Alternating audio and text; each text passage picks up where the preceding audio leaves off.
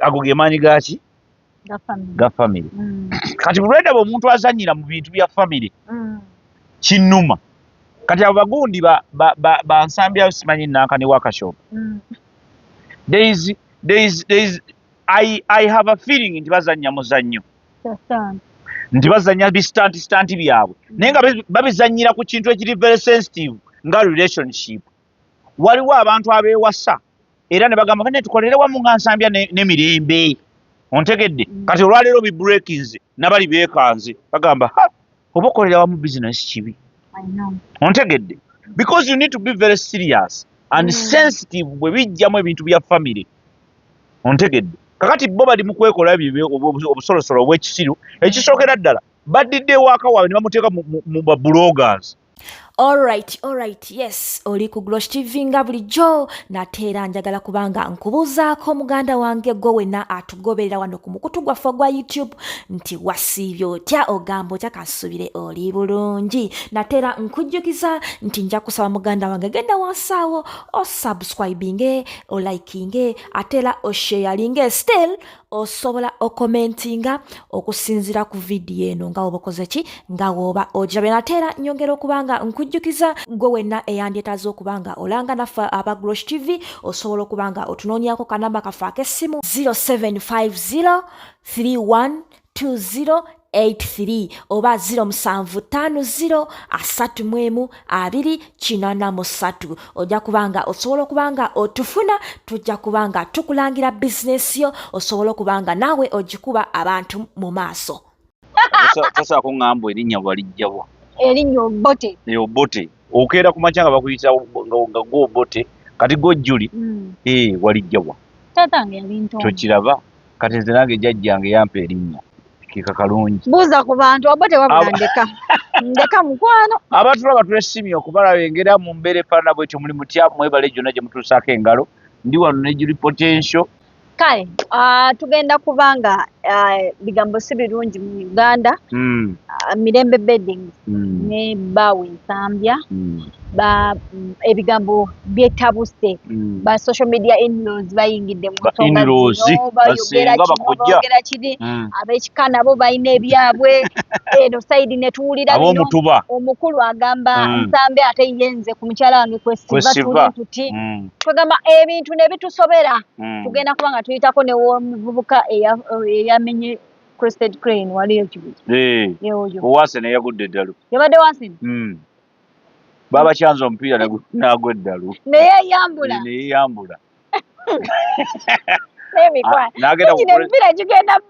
nakwata Crested Crane yaffe n'agimenya omutwe bamukubya emiggo anti jjukira yagudde nedda kati yasibye ssente z'abendi yasibye ssente alina akapapula we yabadde akatadde ate nga ssente zasibye zabadde zakijja muno batundira ettaka ssente zabadde zakijja n'asiba omupiira ng'amanya agenda kujjayo bajjajja ne bamuteega ne bamugamba ti kati agule Crested Towers oba mapeera akapapula ke yabadde omanyi ebintu bya betting bibinyi era gavumenti erina obiyingiramu n'ebiregulatinga omanyi regulation abantu beerabira bwe tutaregulatinga bintu yembeera gye tufuna eyo kati oyo omwana ayinza okuba yabadde asibye ssente nga ssente zasibye zabijja zabijja ssente z'ettaka tebazisiba betting ayinza okuba yatunda ettaka lyabendi asibye betting alowooza bw'anaafuna ssente anaakola ki but they need to be guided bya betting n'emipiira ebyo okuwagira omupiira kiri okke naye oteekeddwa okubeera nga oli gondi. Jjajja wange yafa kankuweeyo story. Jjajja wange sijja kugamba linnya naye abeera awo olaba fufa weeri olaba poloti eddako wange oyo jjajja wange yes naye jjajja omusajja yafa yali Reverand mupiira wajjamani yali ezannya naki yali alaba mupiira mu ddiiro ne bakuba goolo bali yawagira Germany ne bakuba goolo nakka wansi mpola mpola we yakoma aga Katonda mu ggulu si byakusaaga byenkugamba saka kubeera linnya lye tekyetaagisa okitegedde kati yafa lwekyo lwa mupiira naye omupiira gunaatulekera abasajja mu maka so omupiira guli very sensitive naye kagamba the idea is oteekeddwa okuba nga oli guided n'otegeera nze mpagira mu maaniyo naye nze sifaayo oba bagikubye oba tebagikubye I don't care sifaayo kubanga at the end of the day ne bwe neewangula sibeera mu Manchester sirinaayo yadde relative ne bwe bawangula era sijja bakiyalinga bandabe so kati I will just keep it to myself timpagira Man U that is it oba n'abazanyizanyi bange badde njagadde mu gonde so the government erina okuvaayo ne regulating ebintu ebyo naddala ate n'abantu abamu tebalina kwesembereza ebyo bintu obwongo bw'abantu abamu tebusobola bintu bya pressure busobola okufa kati omusajja bye yabaddeko asobola okufa yeyo kati omanyi gyali bamutute mu kaduukulu buduukulu yadde alina kugenda ebyo butabika ye yambudde ali kukulenzesa kulini afa agimenya omutwe kati eri awo ndwadde atwonoonedde beauty y'ekibuga mbukubanga Arsenal egera kujja ddi wano etuyamba eki bannaye mbu Arsenal yadde awagira mupiira sikuwagira yabadde asibye akapapula oyo yabadde asibye akapapula teri alumirirwa nga talina kigendererwa Juli naawe kati oyo yabadde asibye akapapula nga bamaze n'omulaga toto gyagenda owangula nga Arsenal ewangudde era ye ng'ali mu feeling kati yageza okulaba nga omusajja ali mu ssente ze azizanyiramu obwongo ne busootinga because brain eringa masannyalaze waya talina kugatta bwe yeegatta ne sparking kati ne busparking n'alinya omuti era yawo yabadde ngaeyeekwese lwaki obwongo we busparking nga bubaweereza kola bya kisiru anti kubanga no tebiba bya kisiru okusinziira kwabikola obwongo bwe busparking lwaki we busparking atavugamu emmotoka agijjewa we busparking atagenda ekyo kiri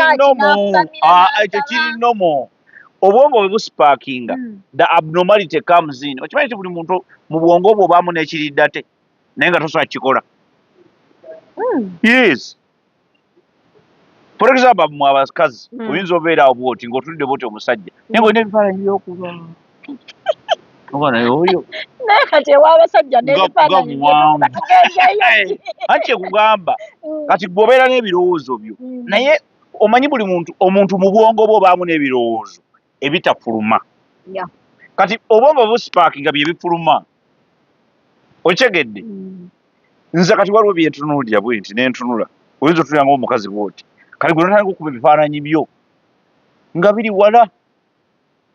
biri wala nnyo kati bw'obimala obikuba oli buzanzibwa mu nfudu biki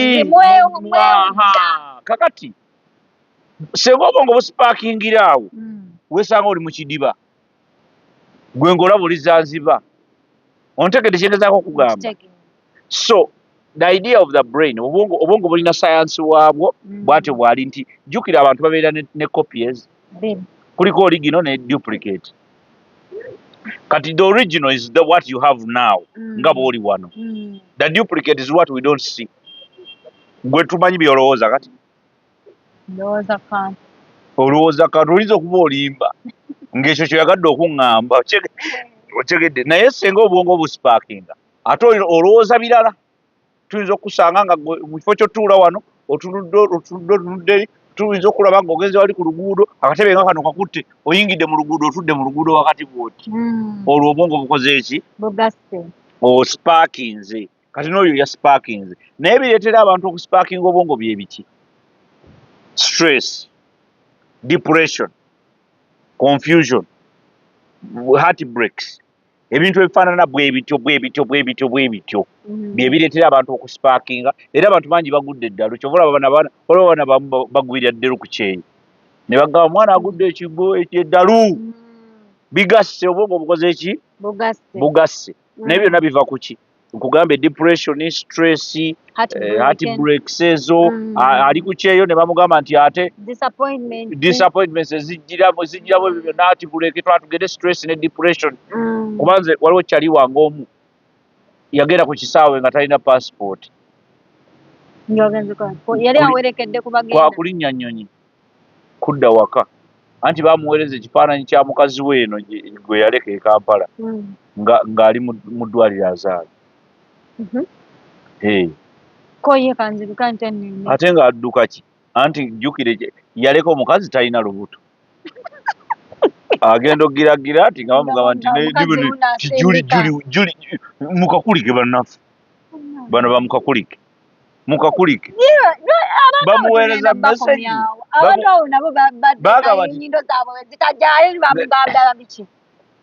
okukakana omusajja yagenda yaninya bulinyi bbaasi ng'agenda ku kisaawa atuuka bagamba ngenda Uganda bamuga passport eriwa nti sirina naye ngenda Uganda mukazi wange azadde ate nga saamuleka na lubuto nkubuulira bino bya ddala kuba omanyize nze ensi ngibaddemu ebbanga ddene kati okubejjamu ebbanga eddene waliwo ebintu bingi byendabiddemu ekyo nakirabako n'amaaso gange bakwata mukwate ne bamutwala okumuzzayo kumutereeza okumubuulira nti lwayabadda omukazi mute naye nga yaleka amukubye embaga amulese mu nnyumba akoze biki ageze eri kuyiiya abakazi tetuli basonyiwa tetujja kubasonyiwa naye embeera bwekyo bakola ki bweri so ebyo bye bireeta ebintu ebifaanana bwe bityo so ate n'eggwanga lyaffe kankubuulire ekimu ku ndwadde eziruma abantu olwaleero is what we call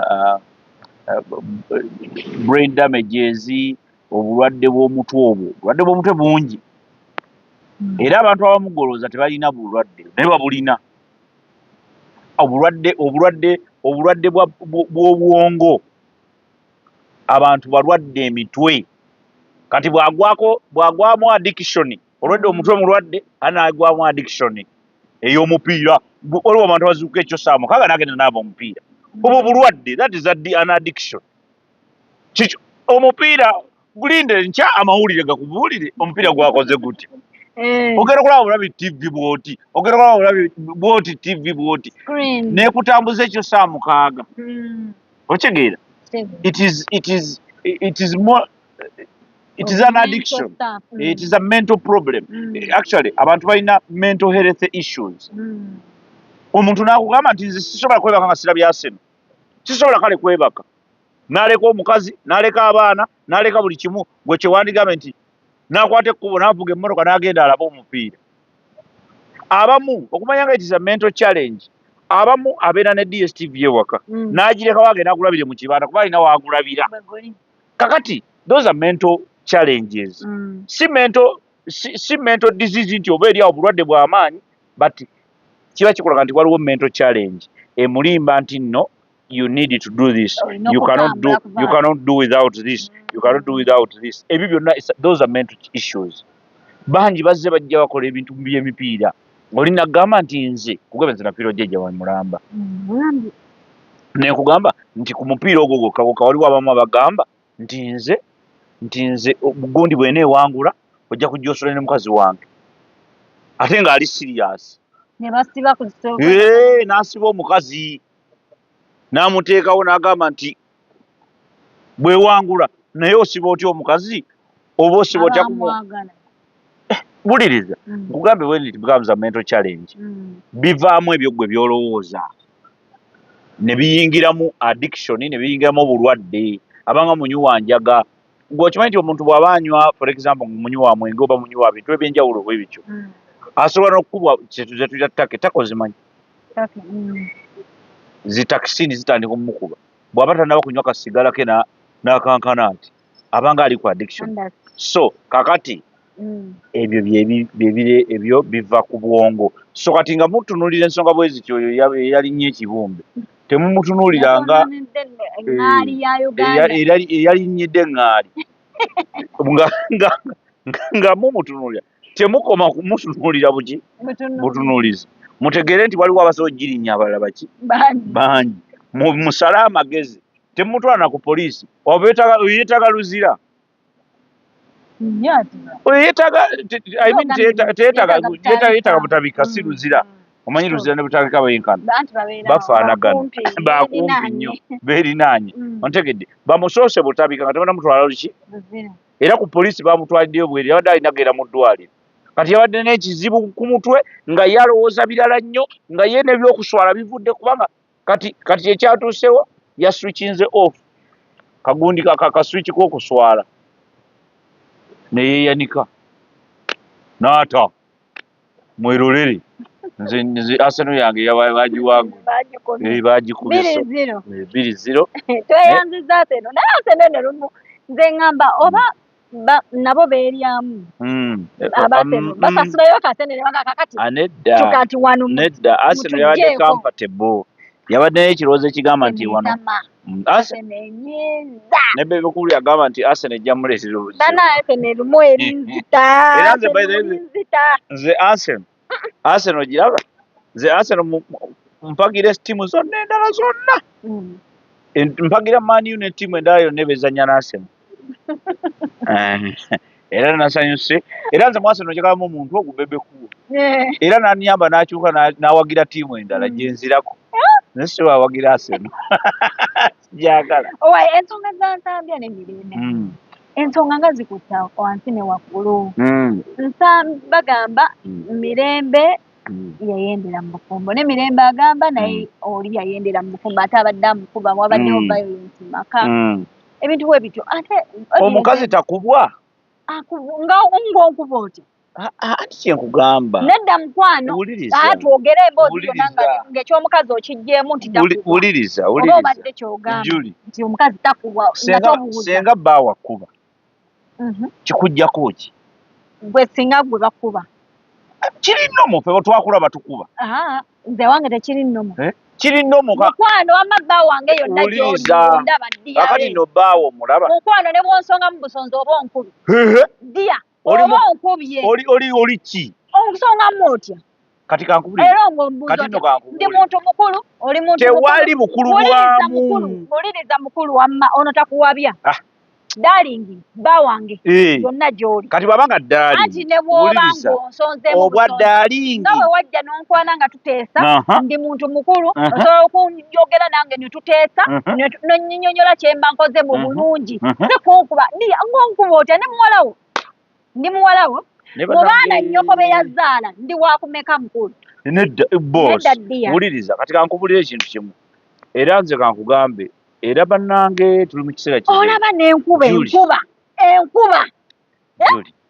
n'enkuba n'empulira nga nyakujeyo katonda waggulu weegombe bwegombi omusajja akkubeko nedda ddiya oleme kaddiwange omusajja takkubyeko wamma bw'oba ng'ogenda kunkuba kirala it is okay naye okunkuba onkuba kibooko zennyini n'omuggo ne bagukuteresa genda ogutereke kankugambe ekigambo kimu abo abaana those are marital issues they are marital issues naye njagala nkugamba ekigambo kimu ku bantu abo abansambya bwe baba tebali mu ddiiru ya kuferafera nga bali mu kuzannya sitanti zaabwe za kutunda ntebe zaabwe nga zidibye bayinza okuba ezo kateni zidiba gate abantu bazimba ezo kateni zidiba bayinza okuba kateni zadibye nga bazannya comedy because bye bakola bye boogera byonna ngezezaako following story eyo naye gaanya okugatta obulungi relationship yonna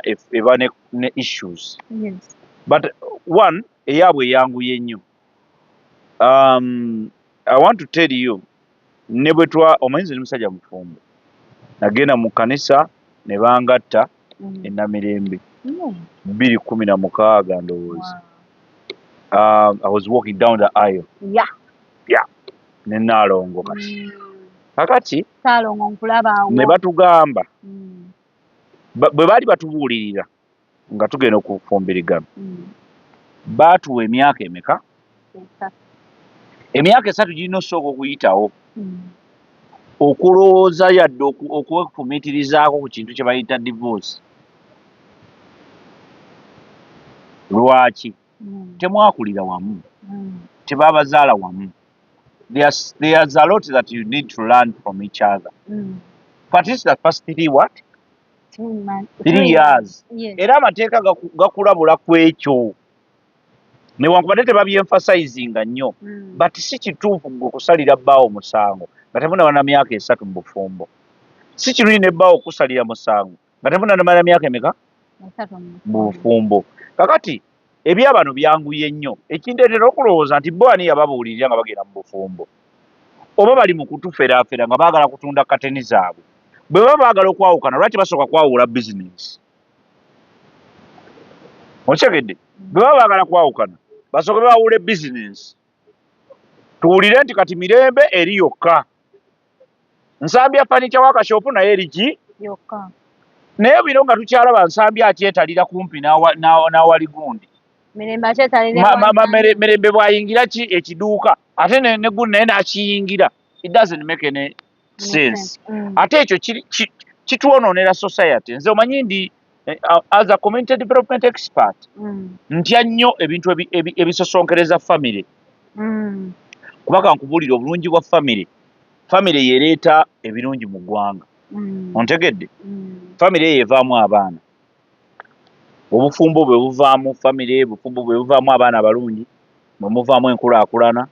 Gwe oyinza okubeerawo n'okolera emyaka 10 nga tokulaakulanye naye lw'ofuna omusajja ebintu ne bitambula bulungi nnyo kubanga yakuwa amagezi, yagaba ekisajja ky'enviiri tokizza. Omusajja kubanga ye omusajja alina by'alaba, ayinza okula bw'aba bbaawo ayinza okubeera eyo n'agamba naye ekisajja ekyo newankubadde muba mukola sityo n'ekiringa gye kikutunuuliramu tokizza.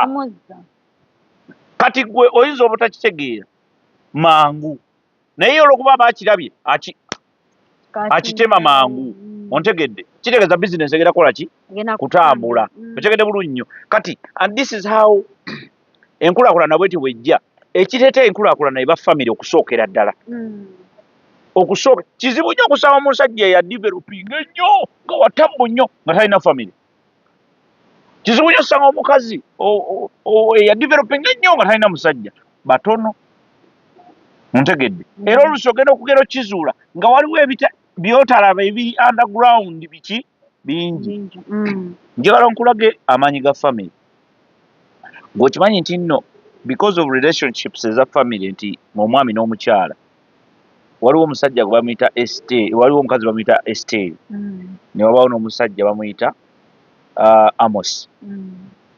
Bakaguta family be bazaala Yoweri Kaguta Museveni. Family njogera ku family level va ku byaba president nze njogera kaana ke bayita ka Museveni. Ontegedde? Akakaana ka Yoweri senga tebakakuza bulungi ka Yoweri. Maama Esther nga teyakaguza bulungi ne taata we nga teyakaguza bulungi Amos. Tewandibadde na Museveni. Ontegedde? Tewandibadde na General Sale, tewandibadde na Banzeire ne banne bonna ne Muhoozi tewandimulabyeko. Kaki kyegezaako okugamba ago ge maanyi gaki ga family. Kati bulwedde omuntu azannyira mu bintu bya family kinnuma. Kati abo bagundi ba Nsambya simanyi Nankani workshop. I have a feeling nti bazannya muzannyo, nti bazannya bistanti byabwe naye nga babizannyira ku kintu ekiri very sensitive nga relationship. Waliwo abantu abeewasa era ne bagamba kane tukolere wamu nga Nsambya ne Mirembe. Ontegedde? Kati olwaleero bibreakings nabali beekanze bagamba oba okolera wamu business kibi. Ontegedde? Because you need to be very serious and sensitive bwe bijjamu ebintu bya family. Ontegedde? Kakati bo bali mu kwekola obusolosolo obw'ekisiru ekisookera ddala baddidde ewaaka waabwe ne bamuteeka mu bloggers. Ono mu ttiimu Mirembe, nze ndi ttiimu gundi. Ekyo kyokka kintiisa. Bwe mwali mwekwana bagundi baaliyo, batikitoka baaliyo. Kati lwaki ate mubaleeta babayambeko? Eno ttiimu gundi. Relationship eri mu camera. Kanti no relationship esobola okubeera mu kamera naye nga ebikunya relationship bisigala munda.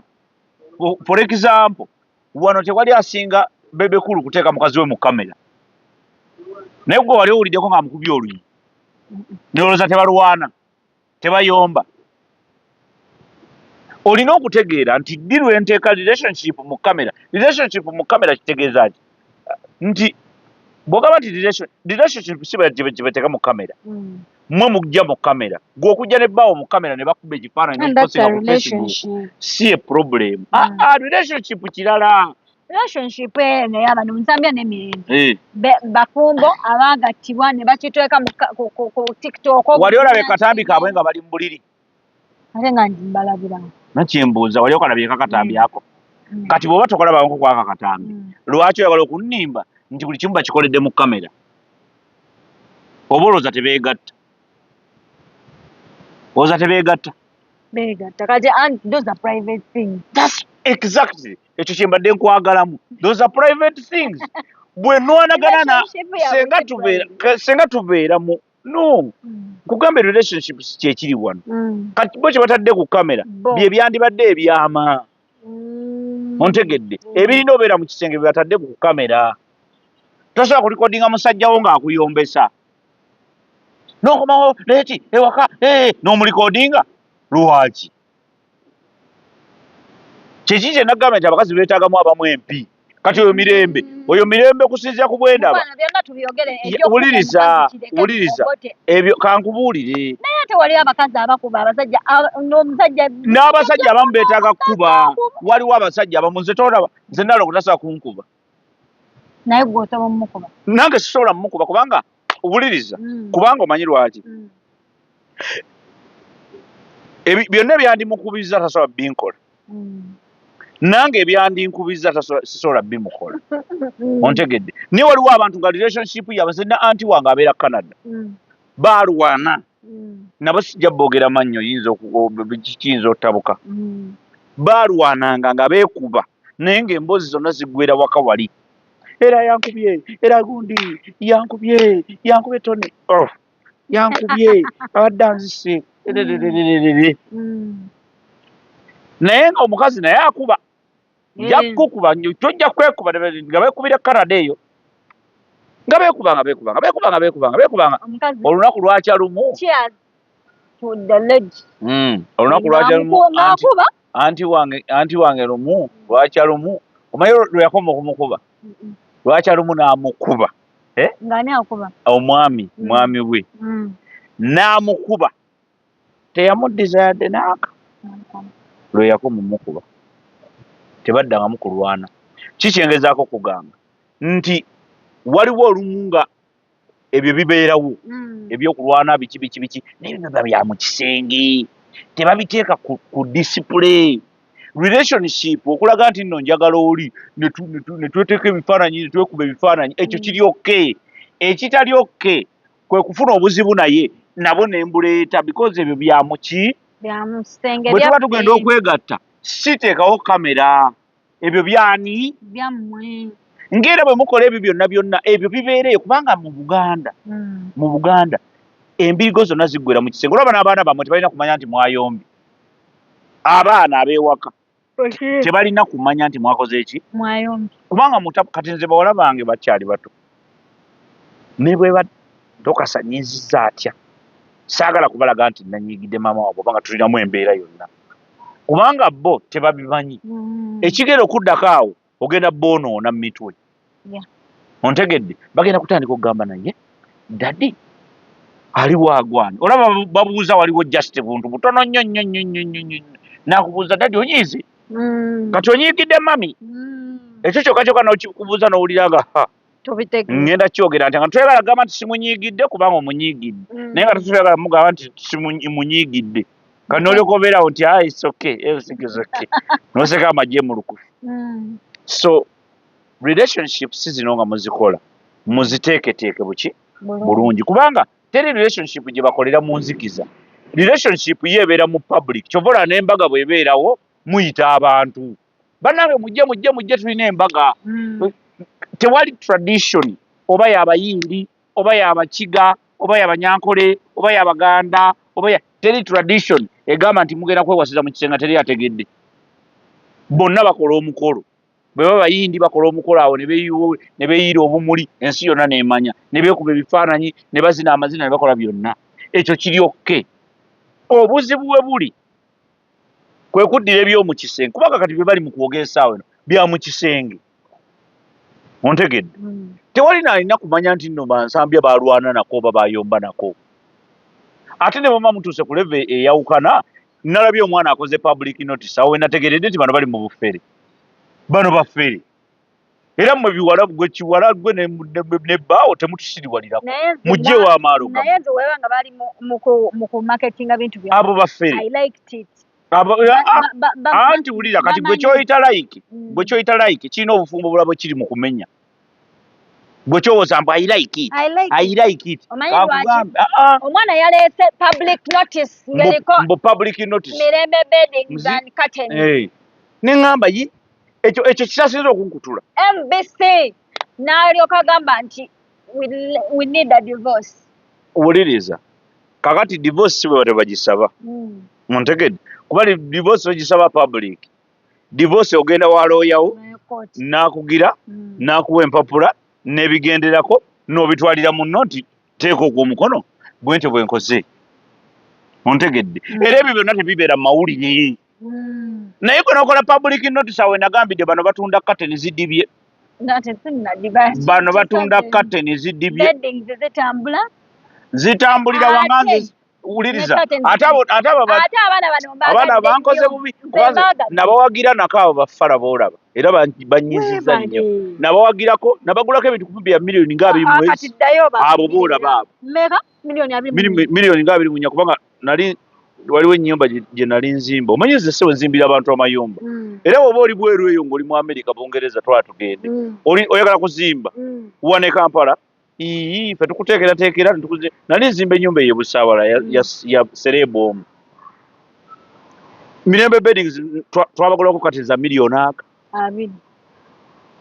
nga bakyali bawala bali nga bakyali hambo tebanayingiramu gano maalo g'amawulire because amawulire kamera zino muzoonoona abantu era kankubulire bwoba wava wala tuyambe teweesembereza kamera ng'ekyamuukiriza abantu abo abaana kamera ze ziboononedde bizinensi bo baalowooza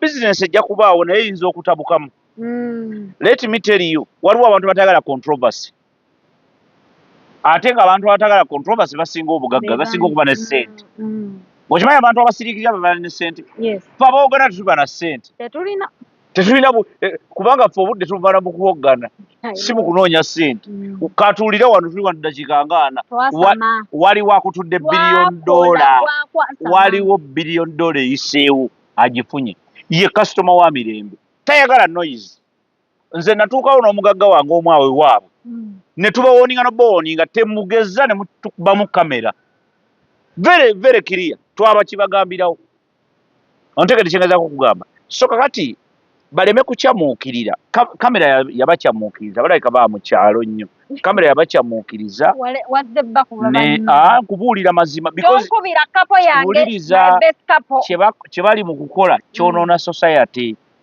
buli omusaasira abantu abafaanana nga bo muleeta buzibu nkugamba waliwo omuntu eyatandika ka bizinensi ke ne boyfriend we ontegedde n'agamba nti nga Mirembe Beddings bakola wamu ne gundi n'ensambya furniture kakati bw'awulira nti ate mwayawudde naye wano yeesika kakati ebintu byonna ebirimu relationships nkugambe family temubi exaggeratinga nnyo ku media temubyonoona oleeta otya public notice mbono gundi mukyali tetukyalina mukwano gwonna kati kyetusigazayo ebizinensi bwe mwali mutandika mwatugamba walabako ku public